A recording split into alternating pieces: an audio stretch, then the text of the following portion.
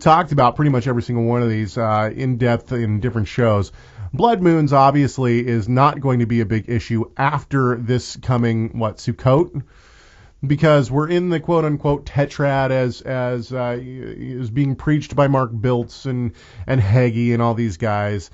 This is nothing in our minds. This is nothing more than a distraction. I find it interesting that the national news media has actually picked up the name blood moons. Have you seen this? Like on CNN and whatnot, they'll say, "Oh, the blood moon is happening tonight." It's not a blood moon. It's a lunar eclipse.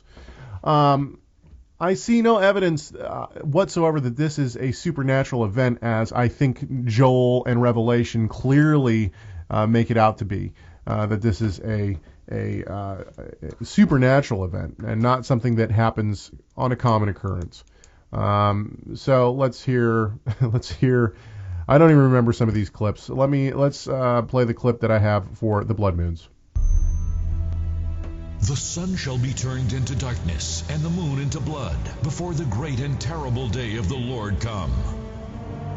On April 15th, 2014, on the biblical feast of Passover, the first of 4 blood moons appeared, and soon after, the Hamas terrorists began firing a barrage of rockets to kill Israeli citizens. Okay, wait, hang on just a second.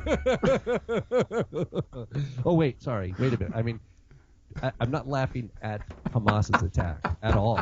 No, just the whole... It's the association of, like... I love it that anytime people have this kind of a theory about anything, like look at anything Jonathan Cahn does, he'll be like, oh yeah, the Shemitah year, which we'll talk about in a little bit, but he'll be like, oh yeah, this happened in this date, and this date, and then he'll find anything within that year that happened that was bad, and he'll say, see, this is because of the Shemitah year. Israel has been at war with Palestine since 1948. It's not. I mean, this is not anything new. And so, but wasn't there a blood moon then too? I'm sure there was. There's like a blood moon like once every 3 years, but the tetrad, as he says. Okay, let's keep going with this. Those are clip. The 4 O's. Yeah, the 2 O's, the 2 O's of blood and the 2 O's of moon, the tetrad of the full moons. Okay, here we go. Let's keep going with this clip. Firing a barrage of rockets to kill Israeli citizens, and the Israeli-Gaza war broke out. What other end-time events will there be when the next blood moon occurs on October 8th, 2014, on the Sukkoth, the feast? The Sukkoth! Call now to get Mark Bilt's prophetic book and powerful DVD, The Blood Moons. And when you call, you will also receive this official biblical blood moon eclipse calendar, all yours, for a donation of $49. Oh, they're donating. Yeah. You send money? Yeah, we keep cutting the clip off. By the way, everyone, just so everyone knows, we got to keep our chat room up to date. Sorry, guys. So we changed our ding sound, the ding, to an sound. So anytime you hear this sound, that's instead of our ding sound. So that means that it went against one of the 7 hermeneutical laws of the Rob and Caleb show.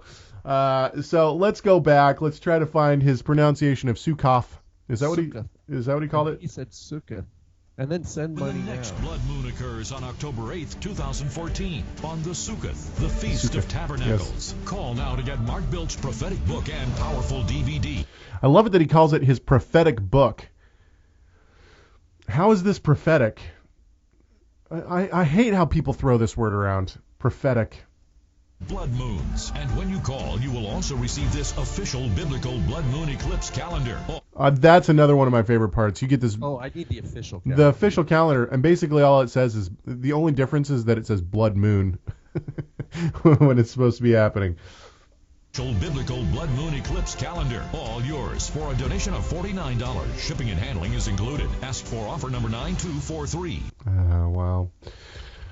So obviously, if you haven't figured it out yet, we think that this is quite a distraction. It's taking us away from it's taking us away from the things that really matter, which is Scripture and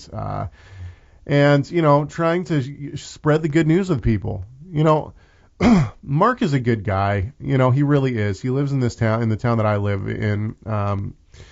He's a nice guy. But you know, and no offense to our charismatic brothers and sisters out there. We got some really, really good charismatic brothers and sisters out there. But I would say, you know, it's somewhat stereotypical of the charismatic movement to fall in line with the